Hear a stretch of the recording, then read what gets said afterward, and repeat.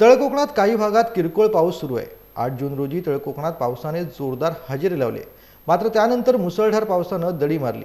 या काळात नांगरणी पेरणी शेतकरी वर्गाकडून सुरू झाली, तरी सक्रिय पाऊस सुरू झालेला नाही। येत्या आठवड्यात पावसाने जोर धरणे आवश्यक आहे। हवामान खात्याने 7 किंवा 8 जून रोजी पाऊस तळ कोकणात येईल असा अंदाज वर्तवला होता, मात्र आजपर्यंत पुरेसा पाऊस झालेला नाही। त्यामुळे भातशेती धोक्यात येऊ शकते। कोकणातील भातशेती यापूर्वी पारंपरिक पद्धतीने होत होती, पण सध्या यांत्रिकीकरणावरील शेती मोठ्या प्रमाणात पाहायला मिळते।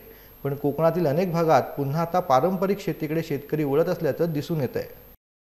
अजून तर जो पाऊस होईल झाला नाही ना, पेरणी चालू होत असंच होईल ना। सध्या पेरी जाय बऱ्यात 1-15 ओढू, आणि आता हे आठवड्यानंतर मग पाऊस जास्त झाला तर शेती चालू झाली ना करू। आता हे का तर आला आहे ना, तसं जमीन फोड केली, जमीन फोड झाली नाही केलं आम्ही मात मारले सारू, त्यामुळे जमीन फोड करूची लागते ना चांगली।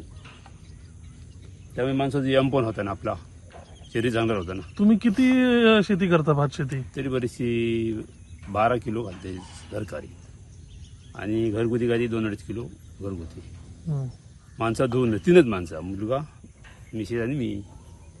शेती जवळून तर जमता ना, आणि सरकारी जमता। एक 10-20 पेंटी काढल्या एक 4-2 वापे लागतात, 1-1-2 काडी। हे आता 3 एडीची लावून या। हे सरकारी बियाणे वापरतो तो 44 राजू आणि वाडा कोलम, गावठीवाले आणि घाटीवाले एवढी बियाणे करतो आम्ही।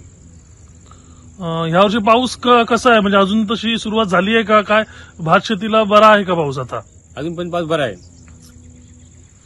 आणि लावणी लावून टाइम आहे, आणि पाणी झाल्याशिवाय लावणी होणार नाही। तुम्ही जी नांगरणी करता ती कशा प्रकारे, बैल जोडी घेता की ट्रॅक्टरवर करता? ट्रॅक्टरने फक्त फाळणी करून घेतो, नंतर जोताने नांगरतो आम्ही, जे फुलडं काम करतो। तरी भात शेती म्हणजे जी रोप निघणार ती तरी किती दिवस लागतील अजून यायला पेरल्यानंतर? आता 8 दिवस चालू होतील लावणी करायला।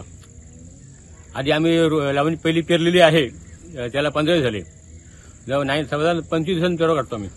लावणी 25 पेरल्यापासून 25 चालू करतो।